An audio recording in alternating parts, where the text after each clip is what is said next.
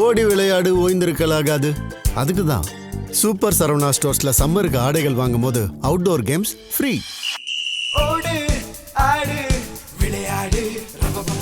Super Saravana stores summer கோடையை கொண்டாடலாம்.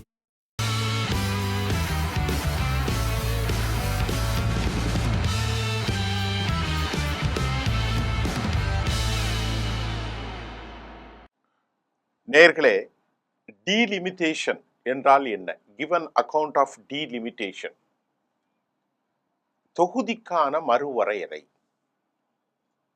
இப்பொழுது இந்தியா போன்ற ஒரு பெரிய நாடு இந்த வரையறையினுடைய அவசியம் என்ன என்று சட்ட புத்தகத்தை நாம் புரட்டி பார்க்கிற போது, ஒவ்வொரு மாகாணங்கள், அதாவது மாநிலங்களில் இருக்கும் மக்கள் தொகைக்கு ஏற்ப ஒரு சமமான பிரதிநிதித்துவம் தர வேண்டும் என்றும், ஜனநாயகத்தின் பெயரால் நியாயம் பேசுபவர்கள், லாஜிக்கு பார்த்தால் ஒரு மாநிலம் சிறப்பாக செயல்பட்டு மனித வள குறியீடு இன்டெக்ஸ் மேம்பாட்டில் சாதித்தால் அதற்கு அதிக அதிகாரம் தர வேண்டும். இதுதான் உண்மை. பாரதிய ஜனதா அரசாங்கம் அவர்களுடைய கடந்த கால நடவடிக்கைகளும் இன்றைய நடவடிக்கைகளும் ஹிந்துத்துவ மாநிலங்களுக்கு முக்கியத்துவம் கொடுப்பதும் வாக்கு அரசியலை முன்னெடுப்பதும் அப்பழுக்கற்ற உண்மை மட்டுமல்ல, அதுதான் உண்மை. இந்தியாவில் பெரிய வளர்ந்த மாநிலங்கள் தமிழ்நாடு, மகாராஷ்டிரா, கர்நாடகா, இப்படித்தான் நாம் பார்க்கின்றோம். தென் மாநிலங்கள்ல இருக்கு.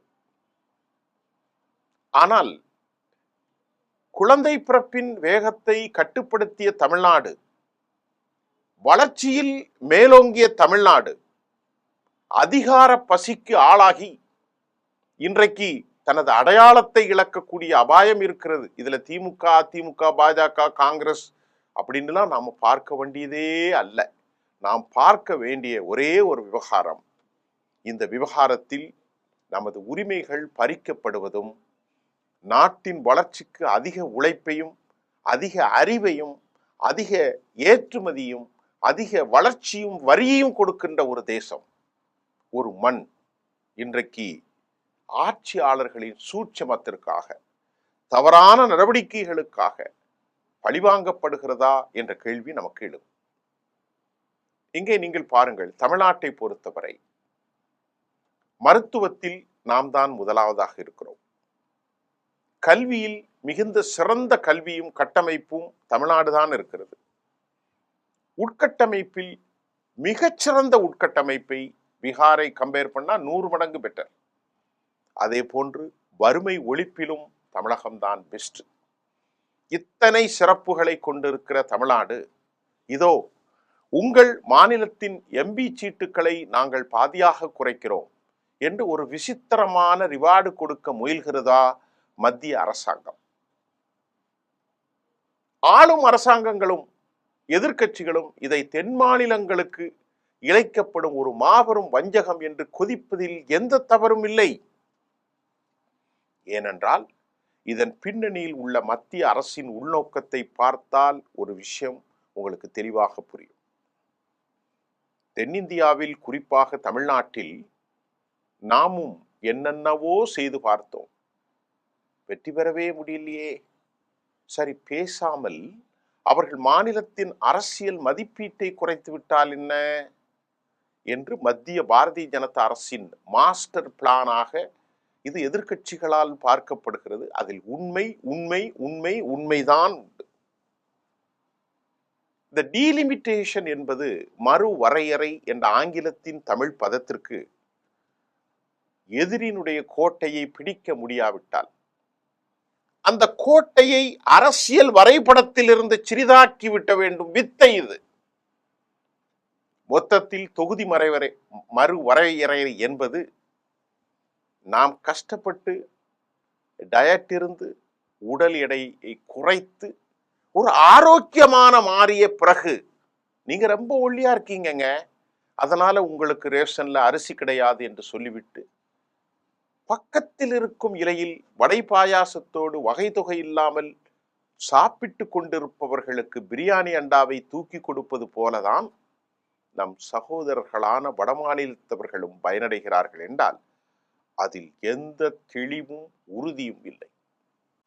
நிலைமை இப்படியே சென்றால் இனிமேல் அரசியல் கட்சிகள் தமிழ்நாட்டில் எங்களுக்கு வாக்களியுங்கள் என்று கேட்பதை விட தயவு செய்து ஆளுக்கு 4 குழந்தைகளை நீங்கள் பெற்றுக்கொள்ளுங்கள். அப்போதுதான் நம் மாநிலத்திற்கு எம்பி சீட் தப்பும் என்கின்ற பிரச்சாரத்தை முன்னெடுத்தாலும் ஆச்சரியப்படுவதற்கில்லை தோழர்களே. நான் உள்ளே பேசுவது இந்த வரம்புகளை மட்டும்தான் பேசுறேன். எத்தனை சீட்டு எத்தனைங்கிறதெல்லாம் அடுத்து பேச போறேன். ஆக இந்தியாவின் எதிர்கால அரசியல், இந்தியாவின் எதிர்கால அதிகாரம் என்பது ஐடி கம்பெனிகள் கட்டுவதில் அல்ல, இனி தொழில் வளர்ச்சியிலும் இல்லை, அது அதிக குழந்தைகளை பெற்றுக்கொள்வதில் தான் ஒளிந்திருக்கிறது என ஆபத்தான செய்தியை அவர்கள் சொல்லிக் கொண்டிருப்பதில் ஆச்சரியம் அல்ல. ஆகவேதான் ஒவ்வொரு ஹிந்துவும் அதிக குழந்தைகளை பெறுங்கள் முஸ்லிம்களுக்கு போட்டியாக என்று இன்றைக்கு ஹிந்துத்துவவாதிகள் பேசிக் கொண்டிருப்பது தமிழர்கள் மட்டும் அதிலிருந்து மாறுபடுகிறார்கள். தங்களுடைய அரசியலையும் தங்களுடைய கட்சிகளையும் தங்களுடைய அதிகாரத்தையும் நிலைப்படுத்தி தங்கள் இந்த நாட்டில் நிரந்தரமாக ஒரு சித்தாந்தத்தை நிறுவுவதற்காக தமிழ்நாடு அநியாயமாக பாதிக்கப்படுகிறதா? இப்போ நாம சொல்வது தமிழ்நாட்டில் 39 நாடாளுமன்ற தொகுதிகள் இருக்கிறது. அதே போன்று கேரளாவில் 26, 28, தெலுங்கானாவில், ஆந்திர பிரதேசத்தில். ஆந்திராவினுடைய முதலமைச்சராக இருக்கக்கூடிய நாயுடு இந்த அரசியல்வாதிகளை நம்பிவிட முடியாது, இது சரியான முறை என்று அவர் பேசுகிறார். அவருக்கு மேல் ஏராளமான சிபிஐ வழக்குகள் இருக்கிறது, அதிலிருந்து தப்புவதற்கு பாஜகவை அவர் இப்படி பேசுகிறார். இதற்கு முன்பு இருந்த அதிமுகவினர் எல்லோரும் தமிழ்நாட்டை அடகு வைத்தார்கள் பாஜகவின் கைகளில்.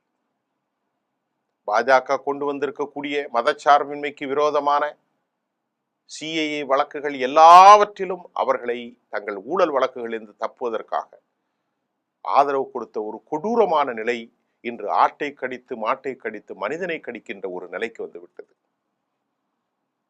தங்களை நிலைப்படுத்திக் கொள்வதற்கு 370, தங்களை நிலைப்படுத்திக் கொள்வதற்கு அயோத்தியா பள்ளிவாசல் இடிப்பு, தங்களை நிலைப்படுத்திக் கொள்வதற்கு காமன் சிவில் கோட், தங்களை நிலைப்படுத்திக் கொள்வதற்கு சிஏஏ சிட்டிசன்ஷிப் அமெண்ட்மெண்ட் ஆக்ட், இப்படி எல்லாவற்றையும் எதிர்க்கட்சிகளின் மீது இந்த பாவிகள் தங்களுடைய உரிமைகளை இழந்ததற்கு காரணம் இவர்கள் பொது சொத்தில் ஆணவத்தின் பால் கொள்ளை. இந்த கொள்ளை அவர்கள் மிரட்டினார்கள், நாளை அவர்களும் மிரட்டப்படுவார்கள். இதன் விளைவாக ஒட்டுமொத்த தமிழ் சமூகத்தினுடைய உரிமைகள் பறிக்கப்படுவது மட்டுமல்ல, கேரள மக்களின் உரிமைகள், கர்நாடக மக்களின் உரிமைகள், ஆந்திரா தெலுங்கானா மக்களின் உரிமைகள், ஒரிசாவின் உரிமைகள் எல்லாம் பாதிக்கப்படுகின்ற அபாயகரமான ஒரு திட்டம்தான் இந்த டீலிமிட்டேஷன். நான் கல்வியாளர்களிடத்திலே கேட்டோம், அவர்கள் இதற்கு ஒரு தீர்வை சொன்னார்கள். தமிழ்நாடு என்ன பாவம் செய்தது? இங்கிருந்த சில அறிவுஜீவிகள் எது சரிதான், எப்படி சரியாக இருக்கும்? 80 தொகுதிகளை கொண்ட உத்தரப்பிரதேச நாடாளுமன்றத்தின் தொகுதிகள் 100ஐ தாண்டலாம். தமிழ்நாடு 39 நாடாளுமன்ற தொகுதிகளை கொண்டது குறையலாம் என்கின்ற அபாயகரம் இருக்கின்றது. ஒருவேளை அது கூடினாலும் அதற்கு விட பன்மடங்கு கூடக்கூடிய ஆபத்து இந்துத்துவ மாநிலங்களிலே இருக்கிறது. நல்லா கவனிங்கள். 39 42 ஆகலாம், அல்லது 39 33 ஆகலாம், அது பிரச்சனை அல்ல. அதை தாண்டி பீகார், அதை தாண்டி மத்திய பிரதேசம், உத்தரப்பிரதேசம், அதை தாண்டி வட இந்திய மாநிலங்களில் பெரும்பான்மையாக இந்துத்துவ ஆதிக்கம் செலுத்தும் மாநிலங்களில் அதிகமாக இடங்கள் அதிகரித்து 850 மாறினால் 534 சமஸ்தானத்திற்கான இடங்கள் 850 மாறினால் இதில் பெரும்பான்மையான இடங்கள் வட இந்தியர்களின் கைகளில் தான் செல்லும். இப்பொழுது நீங்கள் யோசனை செய்து பாருங்கள், அவர்களுக்கு வாக்களிப்பவர்களுக்கான உரிமைகளை அவர்கள் கொடுக்கின்றார்கள். 534 கிட்டத்தட்ட 300க்கும் மேற்பட்ட இடங்கள் அதிகரிக்கின்ற போது அந்த 300க்கு அதிகமான இடங்களில் 200 இடங்கள் அவர்கள் பெற்றுக்கொள்வார்கள். நிரந்தரமான ஒரு ஆட்சியின் சூட்சமம் தான் இது. இதை தமிழர்கள் புரிந்து கொள்ள வேண்டும். இந்த நாட்டினுடைய ஜுடிஷியரி ப்ராசஸும் இந்த நாட்டினுடைய சட்ட திட்டங்களும் எதுவுமே இப்பொழுது கை கூப்பி நிற்கின்ற நிலைக்கு, கண் மூடி இருக்கின்ற நிலைக்கு அவமானகரமாக இருக்கிறது. நீதிகள் மறுக்கப்படுகிற ஒரு கொடூரமான நிலை காணப்படுகிறது. இதற்கான தீர்வுதான் என்ன? இந்த டீலிமிட்டேஷன் விஷயத்தை அரசாங்கங்களும் துரோகிகளும் தமிழ் மக்களுக்கு செய்கிற மாபெரும் கொடூரம். இதற்கு முன்பு இருந்த அனைத்து ஊழல்வாதிகளும், எல்லா கட்சிகளை சார்ந்தவர்களும் பாரதிய ஜனதாவுடைய கெடுபிடிகளுக்கும் அமலாக்கத்துறைக்கும் அவர்கள் அடிபணிந்து போனார்கள். விளைவு என்ன? பொது சொத்தை தின்றதால் கைகட்டி நிற்கிற கொடூரம், வாக்களித்த மக்களுக்கு செய்கிற ஒரு அநீதி. நாங்கள் இந்திய நாட்டுக்கு விசுவாசமாக இருந்ததற்கா எங்களுக்கு இந்த தண்டனை? குழந்தைகளை கட்டுப்படுத்தினோம், சாலைகளை மேம்படுத்தினோம், கல்வியை ஒழுங்குபடுத்தினோம், பொது விநியோகத்தை அழகுபடுத்தினோம், சுற்றுலாவை மேன்மைப்படுத்தினோம், பாலம், ரயில்வே நிலையங்கள், மெட்ரோக்கள், மக்கள் வாழ்கிற கட்டமைப்புகள், அடுக்குமாடி குடியிருப்புகள், பாலைவனங்கள் சோலைவளாக மாறியது, கல்வி, உயர்கல்வி, எல்லாவற்றிலும் தமிழ்நாடு முதன்மை. ஆனால் இதற்கு பழிவாங்குவதற்கு அவர்கள் சொன்னார்கள், தமிழகமே, நீ அதிக குழந்தை பெற்றுக் கொள்ளவில்லை, அதற்கு தண்டனை உனது நாடாளுமன்ற பிரதிநிதித்துவத்தை நான் குறைக்கப் போகிறேன். உண்மையிலே இதற்கு தீர்வு ஒன்றை சொல்கிறார் சர்வதேச ஆய்வாளர் நண்பர் ஐநா கண்ணன் அவர்கள் சொல்வதையும் நான் உங்களுக்கு குறிப்பிடுகிறேன். அவர் என்ன சொல்கிறார்? இதில் பாதி, இந்த சீட்டினுடைய பாதியை நீங்கள் இப்படி எடுத்துக்கொள்ளுங்கள், மக்கள் தொகை, மற்றொரு பாதியை ஒரு மாநிலத்தினுடைய ஜிடிபியின் அளவீட்டை வைத்து சொல்லுங்கள். அப்படித்தான் இருந்தால்தான் அது ஒரு டிஸ்பேரிட்டி இல்லாமல் இருக்கும் என்ற ஒரு விவகாரத்தை அவர் சொல்கிறார். ஆனால் இங்கே நமது கேள்வி, இந்த மறுவரையின் அவசரம் இப்பொழுது எங்க தேவை வந்துவிட்டது? இந்த மறுவரையினுடைய அவசரம் என்ன? இந்த டீலிமிட்டேஷன் இப்பொழுது செய்தே ஆக வேண்டும் என ஒரு கட்டமைப்புக்கு பாஜக அரசு அவசரப்படுவதின் நோக்கம் என்ன தோழர்களே? எங்களுக்கு புரியவில்லை. அதிகாரமும் ஆணவமும் ஐடியாலஜியினுடைய பேசும் ஒட்டுமொத்த தேசத்தை அவர்கள் இப்படி செய்வீர்களா என்றால் சொல்லக்கூடாத வார்த்தை தான். இந்த தேச பற்றாளர்கள் நாளை பிரிவினை கோஷங்களை எழுப்பிவிடக் கூடாது என்கின்ற ஆபத்தான போக்கில் நாம் கவனமாக இருக்க வேண்டும். தேச ஒற்றுமை, தேசத்தினுடைய வளர்ச்சி, அனைவருக்குமான இன்க்ளூசிவ்னஸ் என்பது ரொம்ப முக்கியம். ஒரு பக்கம் வீக்கமும் மறுபக்கம் அவர்களுக்காக பலகீனமும் வந்துவிடக் கூடாது. கவனமாக இருக்க வேண்டிய மத்திய அரசு தனது கொள்கைகளுக்காகவும் அதிகாரத்திற்காகவும் இன்னும் சில காலங்கள் மட்டும்தான் அவர்களால் ஆட்சியில் இருக்க முடியும். எத்தனை காலம் அவர்கள் கொள்கை இங்கே வெற்றி பெறப் போகிறது? கவனம் தேவை, கவனம் தேவை. உண்மையிலேயே சாமானிய ஒரு இந்தியனாக இந்த தேசத்தையும் தேச மக்களையும் அதிகம் விரும்பக்கூடியவர்களாகவும் இருப்பதால் மக்களிடத்திலே பிரிவினை வந்துவிடக்கூடாது. நாம் வஞ்சிக்கப்பட்டு இருக்கிறோம் என்கின்ற அவர்களின் சித்தாந்தம் மேலோங்கி விடக்கூடாது என்பதில் கவனமாக இருக்க வேண்டும்.